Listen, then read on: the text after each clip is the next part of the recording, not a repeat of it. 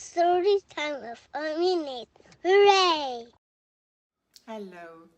Couch Potato has everything within reach and doesn't have to move from the sunken couch cushion.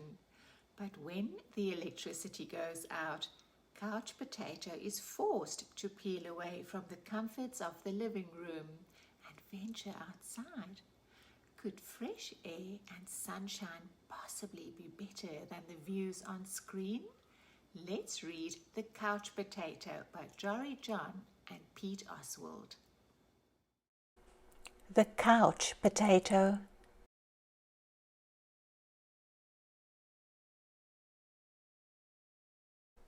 I am a potato, not a small potato like my brother, not a sweet potato like my mother, not a mashed potato like my Uncle Stu. I am a couch potato. Oh yeah, it's true. My favorite place to slouch is on the couch. I spend all my free time sitting in this exact spot. Oh, why would I ever leave this comfy, cozy couch? It's got everything a potato could need.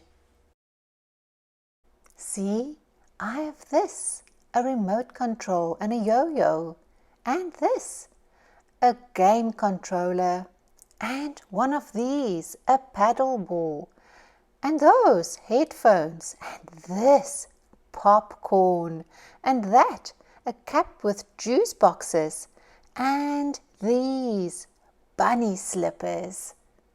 Oh, and this, check it out. This button activates a gadget that fetches me snacks whenever I want. Bam! Impressed? And I don't have to move an inch. Much easier than going to the kitchen.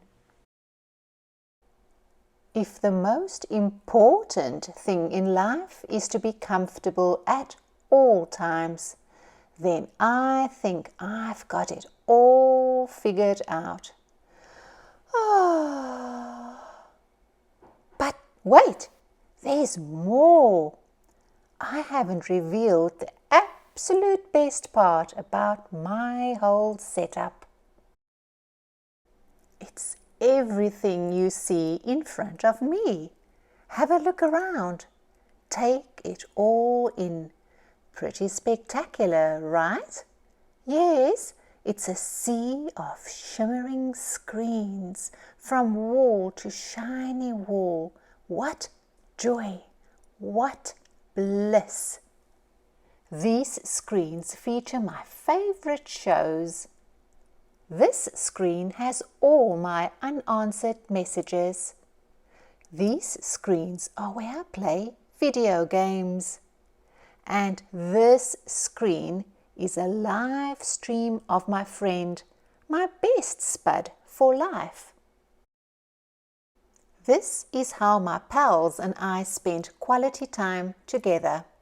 It's much easier than trying to meet up somewhere, like folks did in the old days. That's for sure. Hey, Spuddy. Hey, Paltato. Yes, from this very couch, I can control everything in my life all the time with just a few taps and a couple of clicks. Not bad, eh? Oh, yes, sirree, this is the life. At least, that's what I thought until the other day. Something strange happened. There was a knock at the door. It was a delivery. Whoosh! Ooh, it was my newest device, a video camera that would allow me to watch myself react while I was watching all my favorite shows. All I had to do was plug it in, and my room, nay, my kingdom, would be complete. But suddenly, pew! Everything went dark. Look out! Coming through! Whoops! Oof! Ow! Whomp! I made it to the window. I pulled back the curtains. The sun seemed brighter than I remembered. There was nothing better to do, so I decided to take my dog, Tater, for a walk outside. It had been a while. Everything was so vivid, like a high-resolution 156-inch curved screen, but even more realistic. Something smelled fresh. After a few moments, I realized that it was the air. I heard a noise, some chirps, a ringtone perhaps, but no, I looked up to see some birds. I wandered down the street from block to block and across the neighborhood.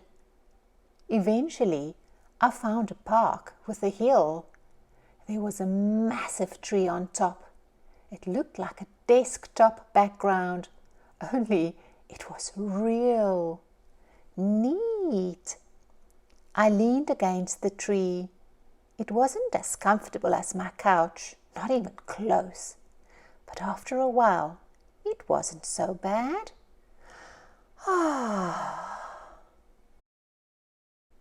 Any worries about the power outage and what I might be missing drifted away. I wasn't thinking about my favorite shows or my unanswered messages or anything else really. I noticed the stillness, the view, the sky, the clouds, the sunset, and those colors. My goodness. It took a while because there was no fast forward option, but eventually the sun sank below the horizon. By the time I got home, the power was back on. I sat on the couch. Whew! I hit the button to brush my teeth. Scritch, scritch, scritch. I pulled the lever to change into my pajamas. Bloop!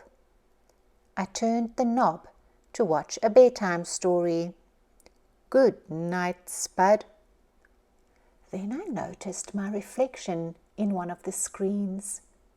I wondered how much of my life had been spent in that very spot.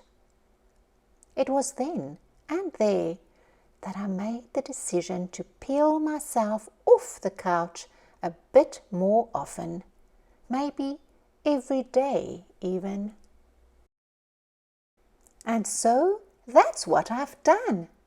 I've started hanging out with my friends, my best spuddies, outside.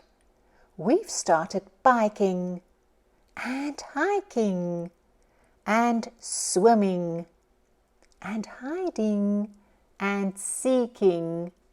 Sometimes we have snacks and play board games. Sometimes we talk all day. We might watch the clouds. There's no big plan. We just see what happens. It makes me wonder, what if I don't always need to be totally comfortable? What if I'm happier when I have a better balance between my gadgets and the world outside? Because it turns out that I'm more than just a couch potato. I'm an amusing potato. I'm a smart potato. I'm a kind potato. I'm an entertaining potato. And I'm a sit on a hill and watch the sunset potato. Yes, there's a great big world out there, and I want to be part of it in person. But don't get me wrong, at the end of a long day, after I've run and played and talked and laughed with my friends, I still think it's awfully nice to slouch on the couch. Ah. The end.